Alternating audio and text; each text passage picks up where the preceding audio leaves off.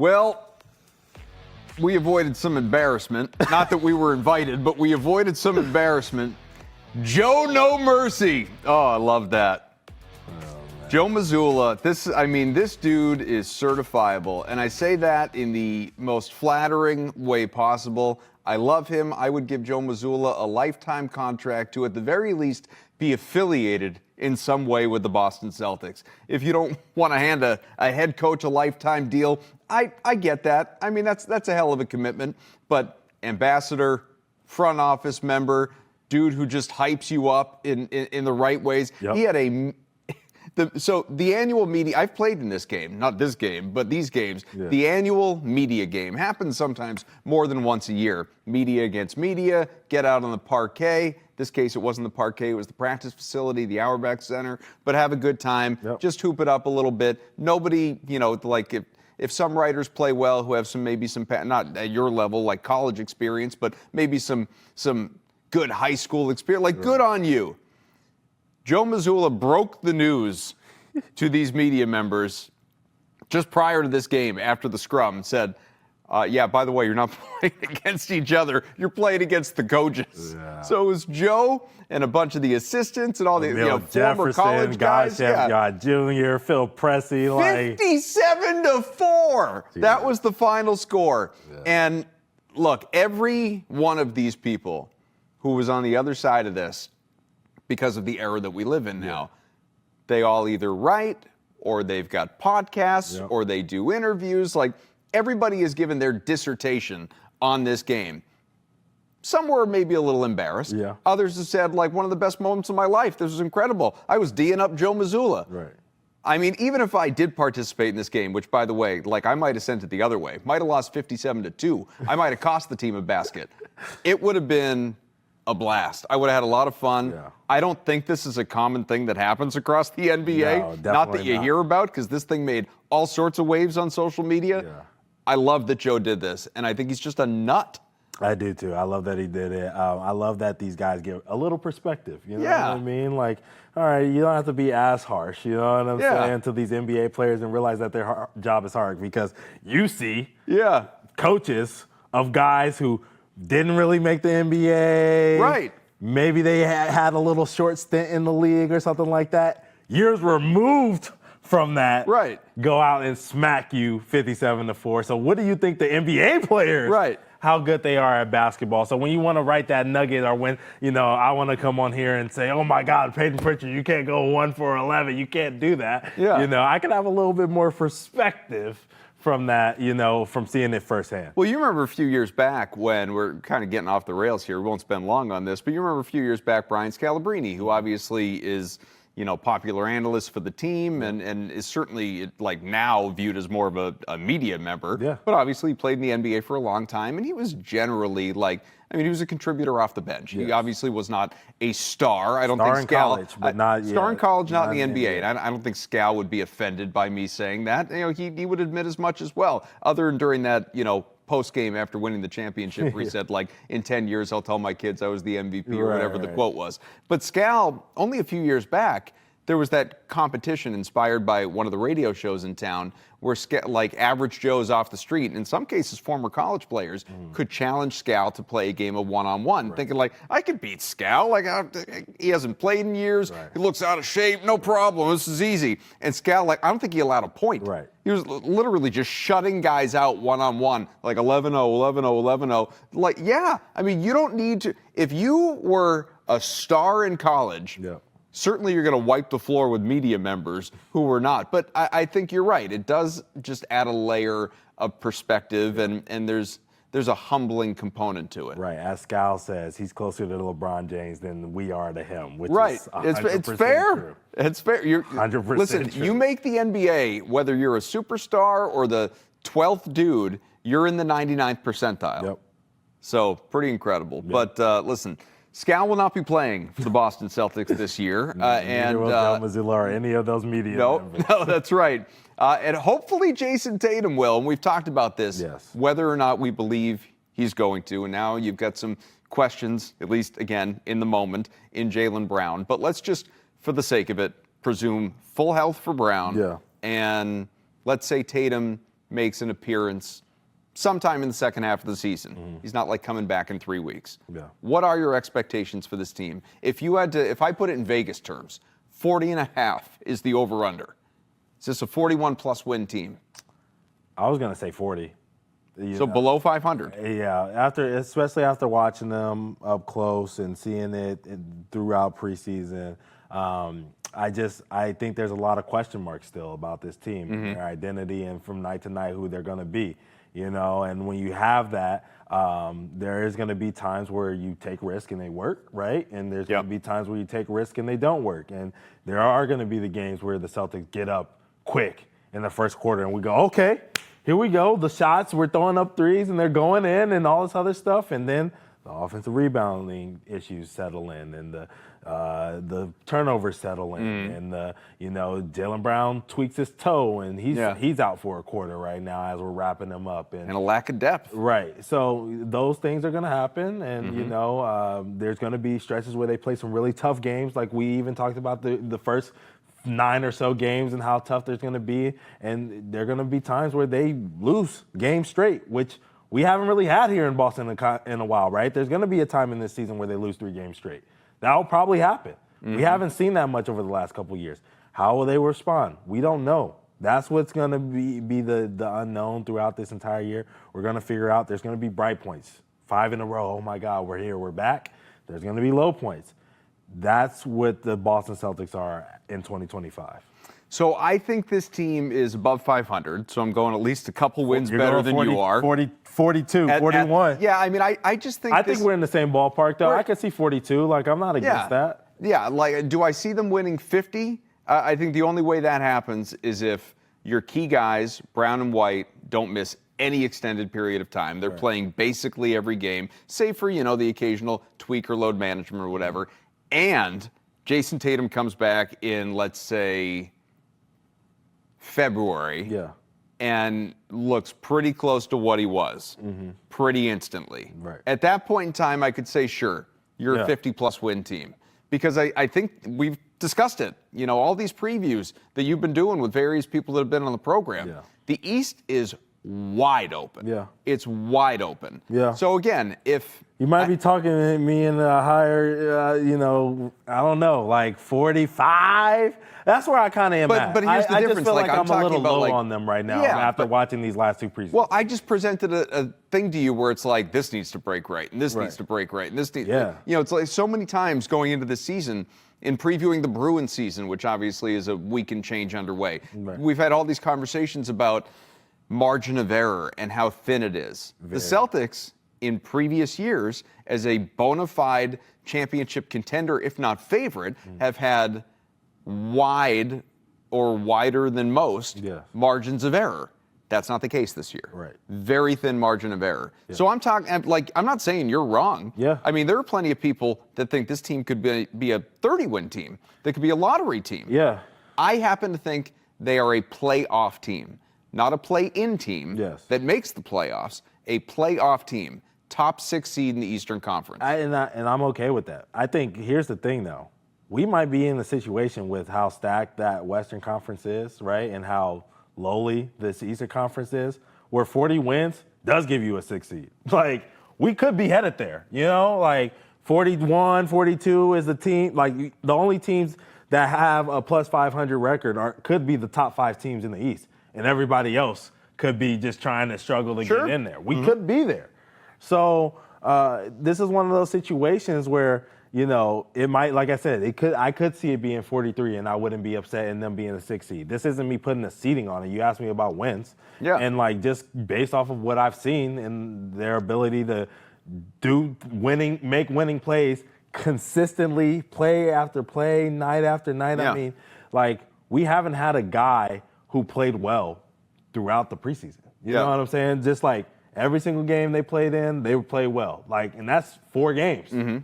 So if we can't get that in a preseason where we got you just played well for 4 straight games, Josh might not, Ugo Gonzalez, but we're not talking about 30 points out of them playing well. We're talking about fan favorites. Right. We're talking about go buy their jersey. Right. We're talking about getting a rebound here and making an extra pass there, high and energy. diving on the floor there, and getting a dunk there. That's not gonna. it wins you games, but that's not going to be like that was the reason we won. You know what I mean? Yeah. Type of situation. So we need a Jaylen Brown to be every night. We need a Derek White to be every night. We need a Peyton Pritchard. Somebody in that starting lineup has to be we penciling them in for 25 and 5. You know what I mean? And if we're not going to get that out of these guys, then it's a little concerning. Who's the biggest X factor on that roster? See, and if you asked me this question last week, it would have been a different answer. But today, man, I think it comes down to Queta. I think it's the front court. Wow. Okay. I really do. I think, especially after seeing the rebounding means so much in basketball. Sure. Getting extra possessions, especially the way guys do shoot, even not just the Celtics, but the league is upticking threes. Guys are making threes. League average is 37%. Yep. So if you're giving a guy an extra chance, you know what I mean, every 5 possessions to make a three, and that's the best time to shoot it. You've been around these basketball teams. Everybody knows that. The best time to shoot a three is on the offensive rebound. So it's rebound, kick, cash. How many times have we seen Sam Hauser hit that shot? Peyton Pritchard hit that shot. Absolutely. Derek White hit that shot because it's a great shot and it's the easiest one to take. You're in rhythm, the defense is scrambling, you're wide open, and you knock it down. So if you're giving up those opportunities to teams over and over and over again, and Queta's not in there doing his job, being physical, getting rebounds, being able to get out to the three-point line and actually guard guards when he's getting switched out, and because you have a Peyton Pritchard out there, you have Anthony Simons out there who inevitably at some point will let somebody pass them, and even Jaylen Brown when he's taking his rest and letting guys go by him, you have to be able to switch out and guard guards. So Queta's defense and rebounding are the most vital thing for this team's success this year. I would agree that Queta is huge for this team. I think Anthony Simons is my biggest X factor. I love that too. And I think I feel like your 6 man of the year. But no, I mean, but not even in that way. That's one end of the spectrum, right? I present it, I guess, in a couple of different ways in terms of Simons being just such a big, again, factor. Because on the one hand, if he's really good, yes, and the Celtics are playing well and winning games and saying, all right, maybe this guy got hurt for that team. This guy, all of a sudden the East is looking more wide open. Tatum's getting closer to returning. Yeah. Maybe our ceiling is higher this year than we thought it was, and Simons could be a piece of it. Right. Then if he's playing great, we don't want to deal him. Right. And he's certainly helping us to win. So you extend them or you find a deal for him or something. We're just thinking about this season. Okay. Whereas if he sucks, okay? If he sucks, odds are the entire second unit stinks. Right. So everything after your top 5 is bad. And then at that point, in some ways, I think you're more likely to deal him. Not there's the two ends, right? You could either, if he's playing well, you could attempt to get something like the sell high. Yes. And I don't even know what you'd get. Nothing great, obviously. Right. But if he's playing poorly, I think you could still offload him for one of these teams that just wants to absorb the expiring contract, absorb the salary, and might give you a second for him or something like that. So your return, you're hurting my heart, man. Your return is better if he's playing well, but it doesn't guarantee you trade him. I think if he's playing poorly, it actually does improve the chances of trading him just because some other team will want to take the contract. Yeah.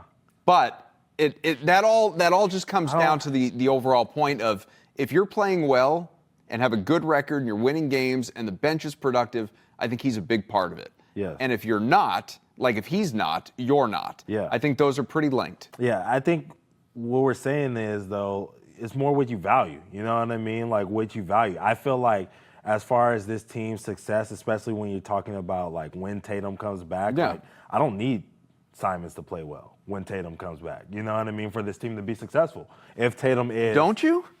Do I? Think about how many guys... I need Queta. I need that. Think about how many guys you had on that roster last year that are gone, that were impactful. Yeah. Porzingis, Horford, Cornette, in varying degrees, obviously. But it wasn't just Tatum. You needed those games. I'm not saying every night. Yeah. But you needed those games that Porzingis was great or that Pritchard was great. Yeah. You got fewer of those guys this year. Yeah, but that's what I'm saying. The Queta playing great, too, is also what I was talking about, what he did in this game. It was putting the ball on the deck, making a fading shot a little bit here and there. And they still almost gave it away. Right.